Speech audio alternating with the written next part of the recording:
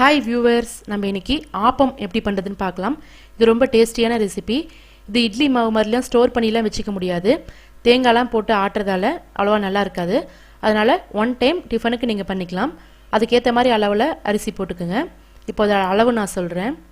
இந்த டம்ளரில் 1 டம்ளர் அளவு பச்சரிசி, அதே டம்ளரில் 1 டம்ளர் இட்லி அரிசி, அதே டம்ளரில் 1/2 டம்ளர் உளுந்து, 1 ஸ்பூன் வெந்தயம், 1/2 மூடி தேங்காய் நல்லா துருவி வச்சுக்குங்க. இப்போ ஒரு பாத்திரத்தில் நம்ம எடுத்து வச்சிருக்கிற இட்லி அரிசி, பச்சரிசி, உளுந்து, வெந்தயம் இதெல்லாம் போட்டு நல்ல தண்ணியில் நல்லா வாஷ் பண்ணிக்கோங்க. இப்போ பாருங்கள், ஒரு 4 தடவை நான் நல்ல தண்ணியில் நல்லா வாஷ் பண்ணிட்டேன். இப்போ நம்ம ஊற வைக்க போகிறோம். அதனால் இது நல்லா முழுகிற அளவுக்கு தண்ணி ஊற்றிக்குங்க. இந்த தண்ணியை கீழே ஊற்றிடாதீங்க. இந்த தண்ணி யூஸ் பண்ணி தான் நம்ம மாவு ஆட்டணும். அதனால் இந்த தண்ணியை கீழே ஊற்றிடாதீங்க. இது ஒரு 2 மணி நேரம் ஊற வைக்கலாம். இப்போது 2 மணி நேரம் அரிசி நல்லா ஊறிடுச்சு. இப்போ கிரைண்டரில் போட்டு ஆட்டிக்கலாம்.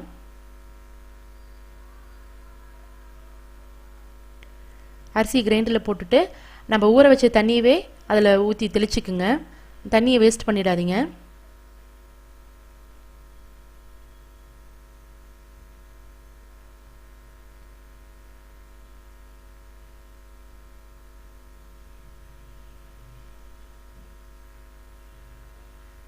இப்போ பாருங்கள், ஒரு அரைப்பதம் அளவுக்கு மாவு மசிஞ்சிருச்சு. இந்த சமயத்தில் நம்ம துருவி இருக்கிற தேங்காவை போட்டுக்கலாம். நம்ம துருவி வச்சிருக்கிற தேங்காவை போட்டுக்கலாம். ரொம்ப கெட்டியாக இருந்ததுன்னா நம்ம ஊற வச்சிருக்கிற தண்ணியை அதில் ஊற்றிக்கிங்க. இப்போ பாருங்கள், மாவு நல்லா நைஸாக ஆட்டிடுச்சு. அது ஒரு பாத்திரத்தில் மாற்றி வச்சுருக்கேன். இப்போ இதில் ஒரு 2 ஸ்பூன் உப்பு போட்டுக்கலாம். உப்பு போட்டுட்டு நம்ம கையை விட்டே நல்லா கலக்குங்க. கரண்டியில் கலக்கிறத விட கையை விட்டு கலக்கினா மாவு கரெக்டாக நல்லா வரும். அதனால் கையை விட்டு நல்லா கலக்கிக்குங்க. பாருங்கள், உப்பு போட்டு இப்போ நல்லா கலக்கியாச்சு. இது ஒரு 12 மணி நேரம் நல்லா புளிக்கணும். அப்போ தான் ஆப்பம் நல்லா ஊற்ற வரும். அதனால் ஒரு 12 மணி நேரம் புளிக்கணும். நம்ம மூடி வச்சிடலாம். இப்போ ஒரு 12 மணி நேரம் ஆயிடுச்சு. பாருங்கள், மாவு நல்லா புளிச்சு வந்திருக்கு. நம்ம ஆட்டும்போது அரை குண்டா தான் இருந்தது. இப்போ 3/4 குண்டா அளவுக்கு புளிச்சு வந்திருக்கு. இப்போ ஒரு கரண்டி போட்டு நல்லா கலக்கிக்குங்க. சின்ன சின்ன பபுளாக வரும். அந்த பபுள்லாம் அடங்குற அளவுக்கு ஒரு 5 மினிட்ஸ்க்கு நல்லா கலக்கிக்குங்க.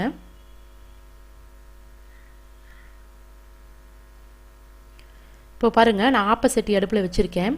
ஆப்பம் ஊற்றுறதுக்குன்னே ஆப்பசட்டின்னு ஒன்று இருக்குது. அது இந்த பாத்திர கடையிலலாம் கிடைக்கும். நீங்கள் அடிக்கடி ஆப்பம் ஊற்றுற மாதிரி இருந்தால் இந்த சட்டி வாங்கிக்கிட்டிங்கன்னா நல்லாயிருக்கும். அந்த ஷேப்பில் கரெக்டாக வரும். இப்போது ஆப்பசட்டியில் 1 ஸ்பூன் எண்ணெய் ஊற்றிக்குங்க. எண்ணெய் ஊற்றிட்டு அந்த எண்ணெய் வந்து எல்லா இடத்துலையும் நல்லா ஸ்ப்ரெட் பண்ணிக்கோங்க. அப்போ தான் ஆப்பம் ஒட்டாமல் வரும்.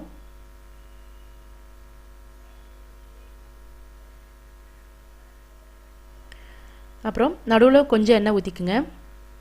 எண்ணெய் ஊற்றிட்டு ஒரு கரண்டி மாவு எடுத்து அதில் ஊற்றிக்குங்க. ஊற்றிட்டு ஒரு 10 செகண்ட்ஸ் விடுங்க. நடுவில் வந்து கொஞ்சம் லைட்டாக வேகணும், இல்லைனா எல்லாம் சுருண்டுட்டு வந்துடும்.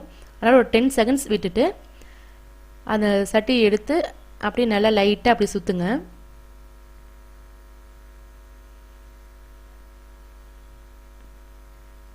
அப்படியே ரவுண்ட் ஷேப்பில் அழகாக அப்படியே சுற்றிக்குங்க.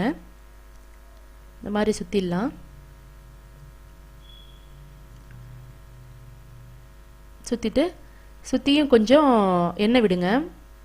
எண்ணெய் கொஞ்சம் அதிகமாக இருந்தால் தான் ஆப்பம் நல்லா டேஸ்ட்டாக இருக்கும். இப்போ அடுப்பை மீடியம் ஃப்ளேமில் வச்சுட்டு ஒரு 2 மினிட்ஸ் மூடி வச்சிடலாம். இப்போ பாருங்கள், ஒரு 2 மினிட்ஸ் ஆயிடுச்சு. ஆப்பம் வெந்துடுச்சு. இப்போ நம்ம எடுத்துடலாம்.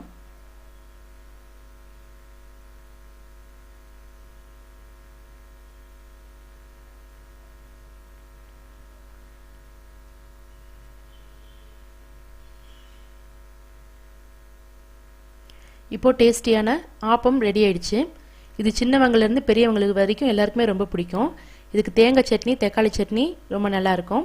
நீங்களும் உங்கள் வீட்டில் செஞ்சு பாருங்கள். உங்கள் கமெண்ட்ஸ், ஃபீட்பேக்ஸை சொல்லுங்கள். உங்களுக்கு பிடிச்சிருந்தா உங்கள் ஃப்ரெண்ட்ஸ்க்கும் இந்த வீடியோவை ஷேர் பண்ணுங்கள். எங்கள் சேனலை சப்ஸ்கிரைப் பண்ணுங்கள். பாய்.